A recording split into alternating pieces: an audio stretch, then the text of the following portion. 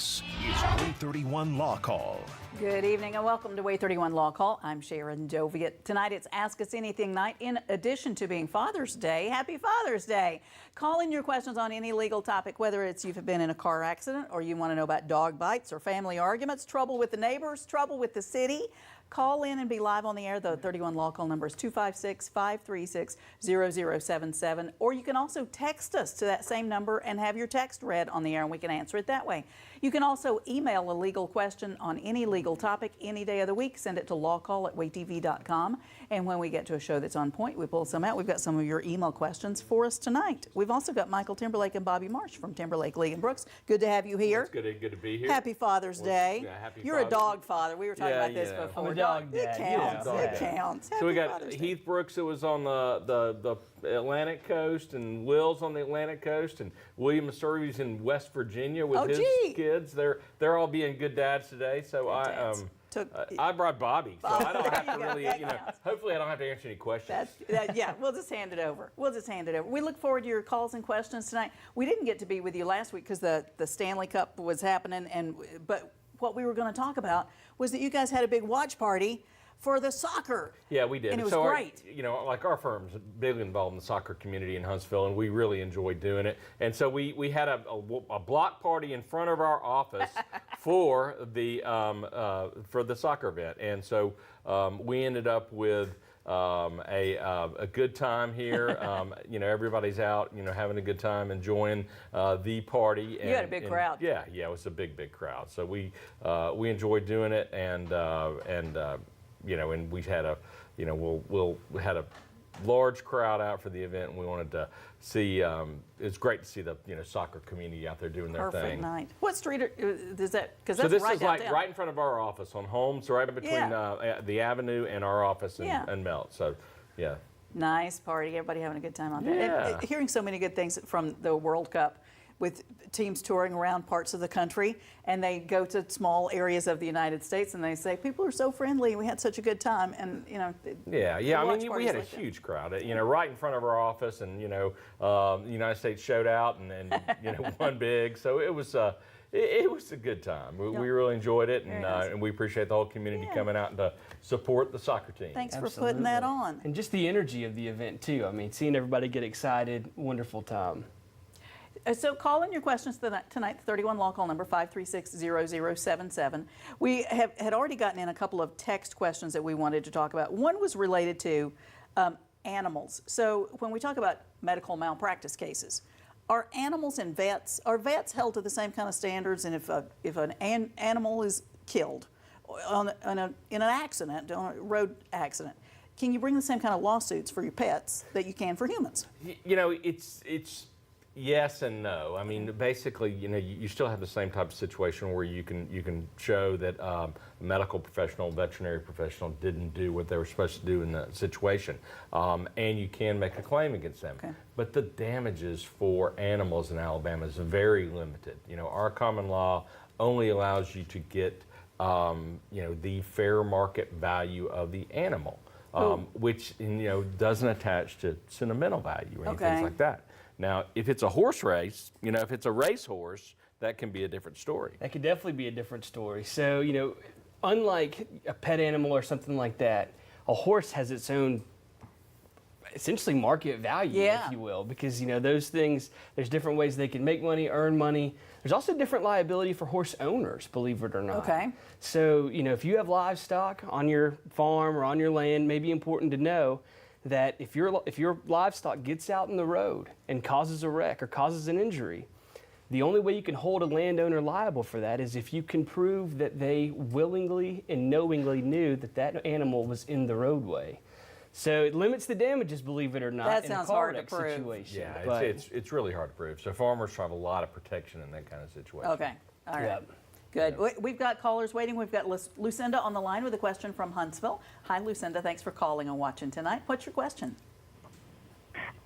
Yes. I called in because I was living in a hotel, and I complained about them putting dirty linens, and I took pictures of the dirty linens, and I got bedbug bites on me. Oh, no. And so the following week, the lady would not renew my room, the manager. She told me I had to leave. And I said, well, I've been living here for a month and everything. She said, well, I just want you gone because my people don't speak English.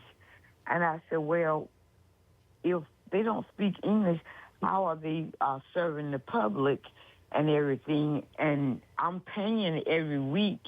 I don't want someone else's blood on my bed linen and everything. Is there something? So, It's not like it's not like a regular rental, right? Right, Of right. a regular apartment. It's a little different. Sure, sure. So when you rent a hotel, you rent your or motel room, hotel room, whatever, for one night, a week, whatever you got. You excuse me. Bless you.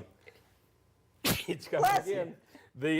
You. I'm a three sneezer, so we're getting off lucky. I usually am a three, so I feel like I missed one there. So you've got, the hotel has an obligation to maintain the property in a reasonable, safe condition, which means they've got to do things to make it safe, right?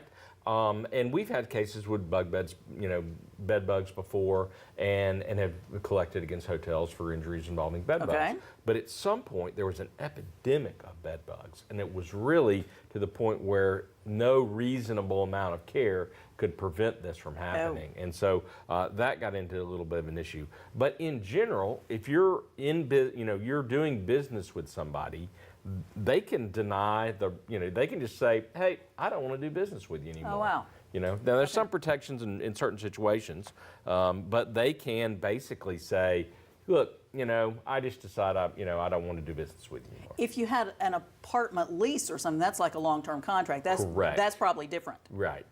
And if it's a they can't discriminate against you based upon your race, sex, religion, national origin, things like that. But they can just basically say, I don't want to do business with you anymore. Okay. We got a text question in. Somebody who's watching says, I've got a workman's comp issue and I'm not satisfied with the doctor they assigned me. Am I able to change? And are we do we pay for the doctor's appointment and the treatment? So workman's comp, walk us through. If you're not satisfied with the doctor, who probably is chosen because they're favorable to the employer, right? Right. Absolutely. What do you do? So what do you do? So there is a way you can appeal the doctor selection. As we're all well aware, and as many of you know at home, under the workers' comp system, your medical care is through your employer. They have a lot of control over which providers you go to. Now, there is a way that you can appeal it to a panel of 3, we call it, to get another opinion from a different doctor. Those doctors as well are chosen by the employer. But it is a way for you to get a second opinion if you're not satisfied. Yeah, so and the most important thing is if you're not satisfied with your doctor and you pick a panel, and they provide 4 doctors from when you choose from so that you can make it, get your second opinion, but you only get one shot at that. Okay. So really what we tell people and caution people is, look, hold that card until you really need it. If hold that card until you get in a situation where you've got a doctor, that says surgery may or may not be necessary, or that the one doctor just says nope, this is not work related. You can get another doctor to at least look at the situation. So you can find another doctor. There's still going to be 4 doctors that are provided by the insurance company, but out of those 4, typically we can find one that's objective and fair. Okay. We've got Nancy on the line with a question from Huntsville. Hi, Nancy. Thanks for calling. What's your question tonight? Hi, Sharon. Hey. Are you there? We are. What's your question? Thanks for calling in tonight, Nancy. Okay, my question is this. I have a problem. My credit report has been affected by a mix-up in the billing between my insurance, my doctor, and the imaging center with the hospital. Okay. And I'm just trying to figure, how do I go about getting this thing straightened out? I've talked to what the problem is I'm 83 and my husband is a retiree from the Arsenal. He has Alzheimer's. Okay. And we don't use the same last name. And I am his dependent. Our insurance card only carried his name.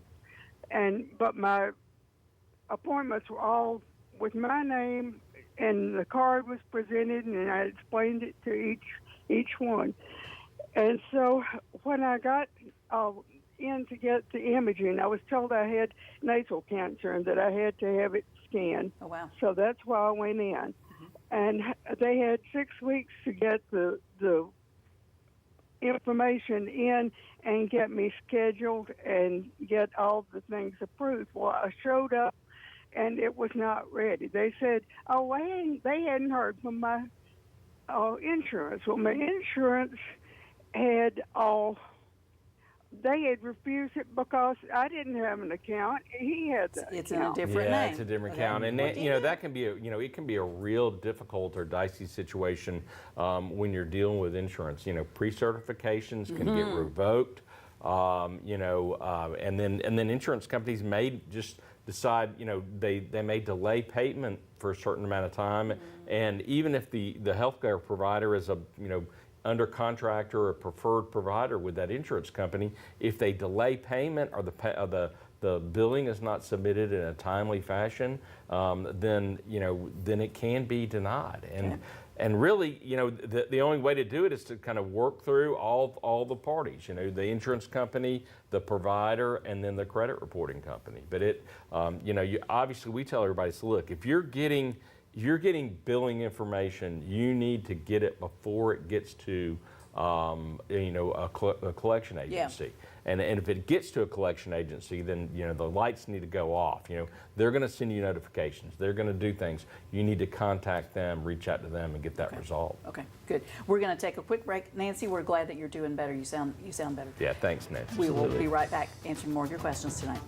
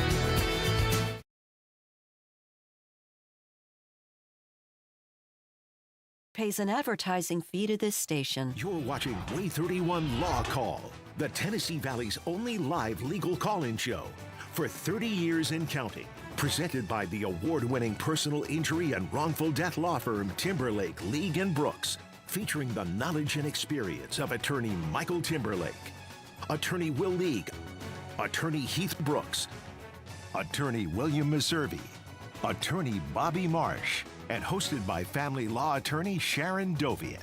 Your rights, your calls, live. This is WAAY 31 Law Call. Welcome back to 31 Law Call tonight. It's Ask Us Anything night, and we've got callers waiting. Ken is on the line with a question from Huntsville. Hi, Ken. Thanks for calling in. What's your question tonight? Good evening, everyone. My question, I'll make it fast. I don't know if you're familiar with the case in Mississippi where the infant was killed by the police officer. My question is this. I think I know where the police are going to go with this. They're going to try to say that the vehicle was used as a deadly weapon, like the Renee Good case. But here's my question. The mother holding the child up in the passenger seat, can she be charged with endangerment of a child by using the child as a shield? And can the driver be charged if the vehicle's moving forward and the police officer feared for his life? Or could the police officer be charged for involuntary manslaughter or reckless endangerment? I'll let you answer. Yeah, I mean, And I haven't seen this one. Yeah, I haven't seen. I'm not familiar with the facts necessarily in this case, but in general, kind of what you're looking at in terms of police officer misconduct. If a police officer is, reasonably feels like they're in danger, then they have ability to respond with force and even deadly force. And that was there was a big high-profile case in Huntsville that kind of outlined that. Most states have similar laws. If the officer does something that's reckless and or indifferent to the protocols and in terms of what they should be doing, then they can be liable under federal law or potentially state law, but there is a large amount of discretionary immunity that attaches to police officers in that situation. So you're going to get into that. Then you've got the deal with the mother and the child. There's parental immunity. Typically, parents can't be held civilly responsible for the injury to their child. Like if they're drunk driving and their child's in the car? Correct. They're immune. They're Well, immune from potentially hurting. There's some parental immunity. Wow. Now, if it's a reckless, if it's a child endangerment, it's a little bit different story. They can be charged with a crime, but without knowing the facts, it's hard for us to really give you a fair commentary. Interesting one, Ken.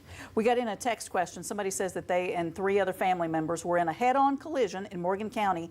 The other driver that caused the accident is 15 years old, no driver's license, no insurance on the car. There's a lot of medical expenses.